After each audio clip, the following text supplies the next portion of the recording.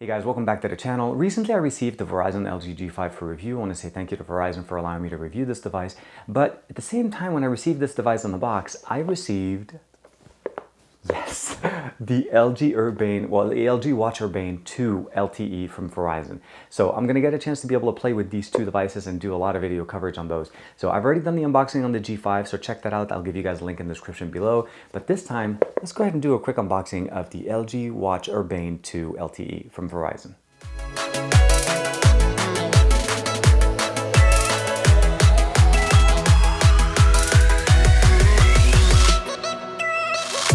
This is the LG Watch Urbane 2nd edition LTE. This is also the Verizon version of it, so it already has a built-in SIM from Verizon that we're going to be able to check it out when we're testing this out.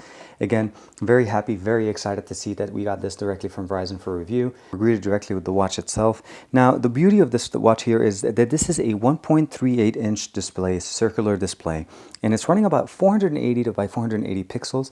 Now, there's no camera on the device itself. We do have a built-in speaker and microphone. This also has more RAM than most of the other Android Wear watches on the market at 768 megabytes, and the watch's battery is at 570 milliamp hours. So definitely a step up from the specs of all the other devices. I want to kind of show you real quick, just a quick before even we take it out of the box. This is the Huawei watch. Now I like this. This is my daily driver. I have the metal band on it. But then when we put it comparing to directly into the actual Urbane 2, you can see the size is just much bigger. Definitely looks a lot more sturdier, and the band on it, of course, is the ruggedized plastic one. Let's go ahead and take it out of the box. Now, straight out of the box, what we have here is the watch itself. We still have the protective film. We have the single speaker that's facing to the left. We have 3 buttons on the right, which is nice. We have the single button to power it on from the middle. Let's go ahead and turn it on. Press and hold. And we see the LG logo. I'm going to let it boot up. And then we have 2 buttons, a top button and a bottom button. All of them are interactive. The band itself that we have on the unit itself here is actually a very nice, sturdy plastic. I like it. It feels very nice, very tough. There is no sensors. There's no additional things here, so you definitely have that ability to be able to basically change it if you decide. You have the screws here on the right and left to be able to replace it, if you can find one that works with it.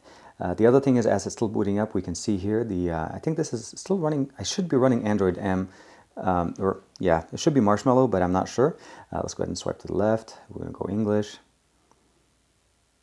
Come on. Of course, yes. So that's the next thing we need to do, be able to basically charge it up. We do have a Poco pin charger on the back, so this is going to have a magnetic charger plate. And we have the LG logo at the bottom with basically the ability to add the SIM card inside. Now, this is pre-populated from Verizon. I'm not going to be able to open it up, unfortunately, but I'll double check and see how we'll be able to do that. Overall, feels very, very nice. And just kind of do a straight comparison real quick for you guys. Oh, let's put it right here. You could just see right away the LG Urbane Watch 2 is definitely a lot bigger. The screen is bright, but again, we're comparing white to basically just the normal watch face that I have on my Huawei watch. I'm going to go ahead and show you guys what we get in the box itself as well. It looks like these things are actually, just going to open it up here. We have a wall charger that comes with the unit itself as a travel adapter. Let's go ahead and open it up. And this wall charger is basically rated at 5 volts at 0.5 amps. So not going to be charging any of your phones with it, but definitely enough for your device. And then we have the plate that we'll be able to use to remove the backing of it. So we'll keep that for later, since we're not going to open it up right now. And then, of course, on the right side, we have our charging plate, and then we'll be able to basically pin this to the unit itself. I've done a couple of things. I went ahead and charged it. I used the connector itself, as we said. You just connect it on the side. It actually connects quite easily. It's almost very hard to miss. The grooves match the back of the actual watch itself. I was actually, as I was kind of charging it up, I did a little bit of research.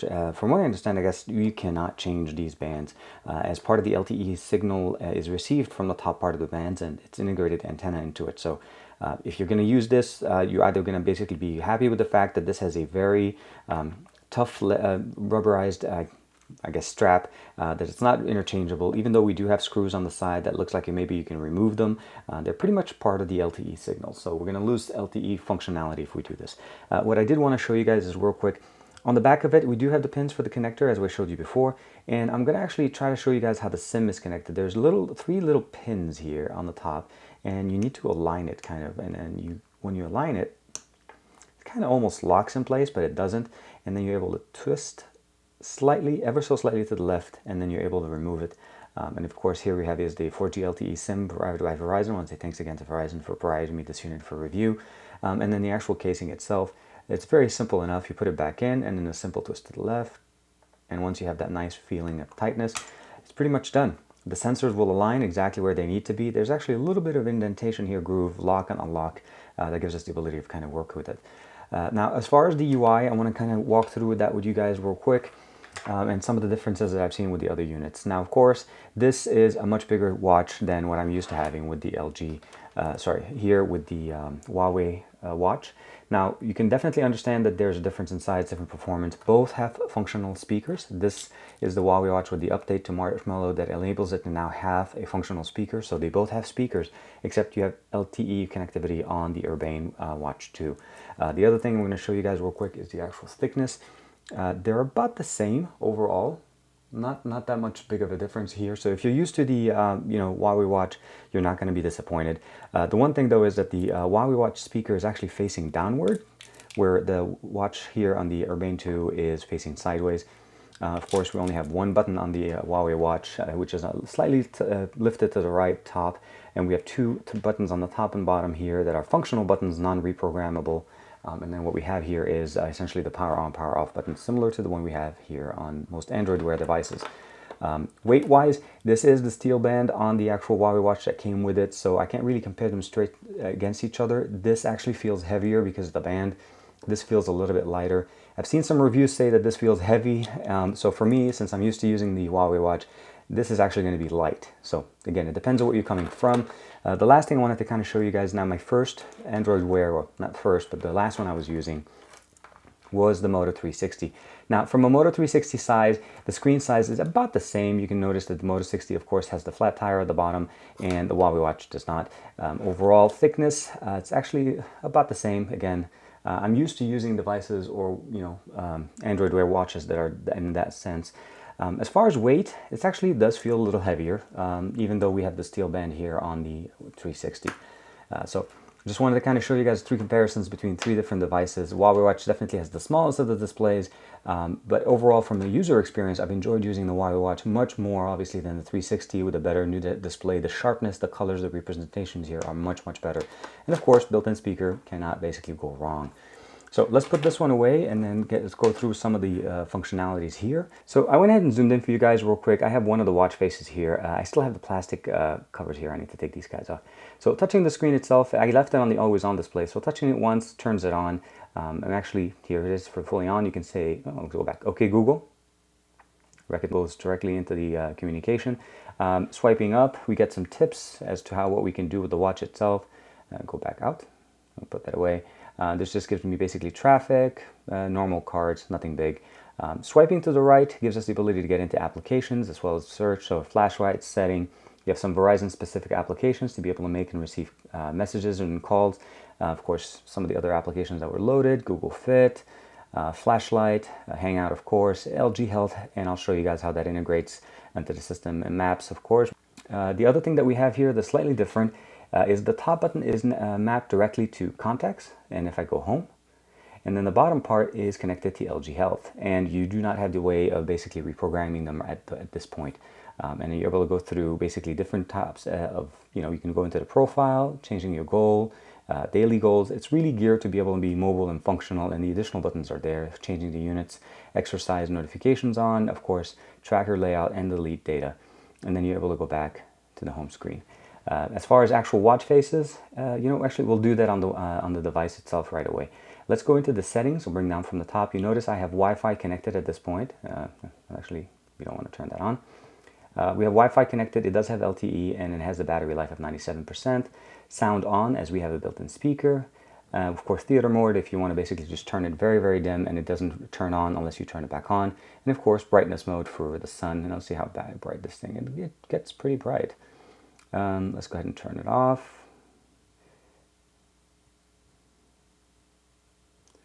And let's go back. Oops. Yeah, you gotta get used to functionalities. And then finally we have settings. Some things here are similar, some things are different. We have, of course, adjusting the brightness. That's standard. Change watch faces. That's what we're going to be able to do on the phone. Font size, we'll be able to change here. Gestures, no different than anything. But with Marshmallow, we have the ability of navigating with it. We have the ability to launching the tutorial, and then we have more tips. But essentially, I have that on because I like to use that functionality. Actually, let's go back on. Yes. Launch tutorial, basically this is just to be able to use it. We'll go back once. Always on display, we want to be able to use that. We want to test it out and see how it performs. Sound, of course, we have that on. I'll go in. We have video media volume right now set, so you can set what level your media plays. Let's switch back. We have alarm volume, of course. Well, actually, go back. Sound. We have ring volume, and well, let's go back here. I wanted to kind of show you guys. So right now it has the ringer set to off. So that gives us the ability to basically have a ringtone on our watch when we get calls, and we of course have the ability of customizing that. So we'll go back here. I'm going to change it back to vibrate because I think it's just the standard that we have. Wi-Fi functionality, again, I have it connected to my network, and that's why we have it running. And when I'm outside of that network, it will jump back to LTE. Bluetooth functionality, of course, I have it connected to my device, and of course I can add other Bluetooth headset if I want to play music off the device. Cellular connection is where we have the configuration for area. Now, it is running automatic, which means if I run out of the area where my phone is connected to my watch will automatically connect back to my phone via cellular connection. So any notification that pushes to my phone will come to my watch over a cellular network. Very nice. Great for when you want to go for runs, want to go out, and you just want to leave your phone at home and not have to worry about it. You'll get all the notifications. Location, of course, this is part of Marshmallow. You have the ability of turning it on. I have that on because of the weather applications. Airplane mode, accessibility, date and time, of course, screen lock off. Those are standard. Permissions, of course, this is where you'll be able to go and see all the different permissions in the system and set them. Unpair device, power off, and about. I want to go back real quick here, just to cellular area. And I wanted to give you guys a little bit more information. So we have data usage, and since I've actually turned it on and played with it a little bit, I've done 2.6 megabytes, and it is basically data limit is off. I don't have it, but the warning level is at 2 gigs. So similar to the way we have it on our phone, since we have connectivity here, it does have that functionality. We'll go back here. Then we have app usage, of course. Let's just swipe back. Data roaming is off at this point. SIM status gives us a little more information. It is running on the Verizon network. It is connected to LTE, and it is in service, in-state service, and then no roaming at this point. It is disconnected and goes into the number assigned to it.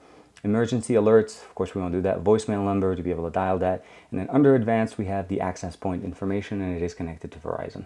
So very nice, very interesting setup and information that we have that we normally don't have on most of our actual Android Wear watches, since we don't have LTE. And this one is running on basically on a very strong LTE network with Verizon. Moving on to our device, we just need to go into Android Wear. We are greeted with the same functional screen. We have the watch, it's indicated here. We can go under Setup, Watch Urbane. We click it one more time. We're able to get the watch battery. It kind of gives us how much battery we have. So we've used basically, okay, so we are down about 95%. 3% for screen, cell standby 1%, and watch idle. Then we have also the ability to go into watch storage. Shows that we have about roughly 3 gigs of storage that are available to us, and I have actually 691 megabytes used of that. So not bad, but also tells me that I have a lot of space to be able to basically load more information. And then of course, that was the storage. We can resync app. Cart preview, I like to turn it off. And of course you can unpair at the bottom. The last thing I wanted to show here also is some of the watch faces that we have. So we have the classic white, the daily, Google Fit analog, that's standard Google Fit digital. Of course, that's part of Google Fit. Health is part of LG Health, so if we select this, it will turn on the watch. Hiking, we have, of course, increment. LG weather is very nice, and I think it actually does a nice little weather effect on the watch screen. We have minimal, modern, photos, of course, that's standard. That just comes with Android Wear. You're able to put your personal photos there. Simple, we have round white, premium gold. Sky chart, sport, and street. Those are very nice. I like the digital sport one here. We have, of course, the Together Titan.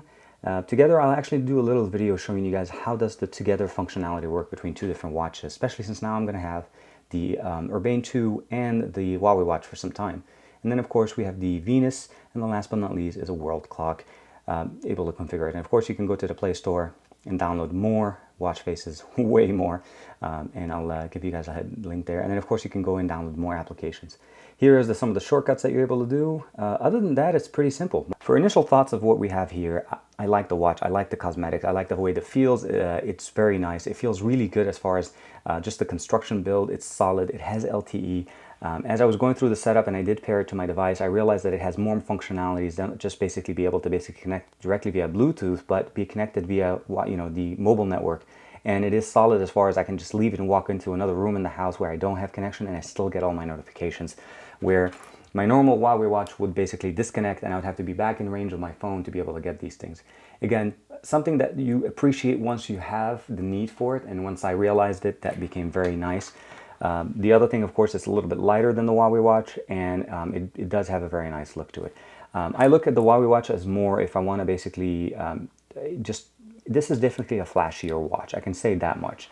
As far as aesthetics though, when I actually did talk to a couple of people as far as what they thought, which one looked better. On a day-to-day basis, usage, they think they just talk to this one much more.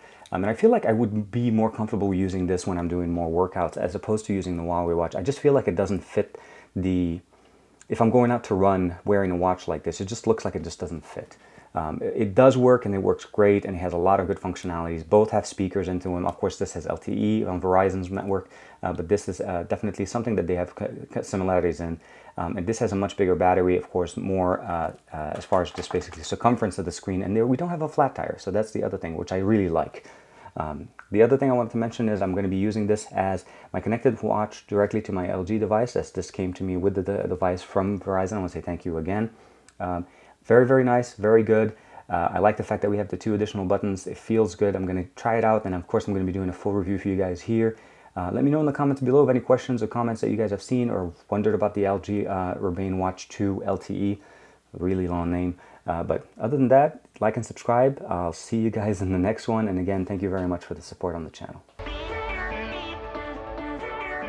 This is the LG G5. It's here. I finally have it from T-Mobile. I did a pre-order and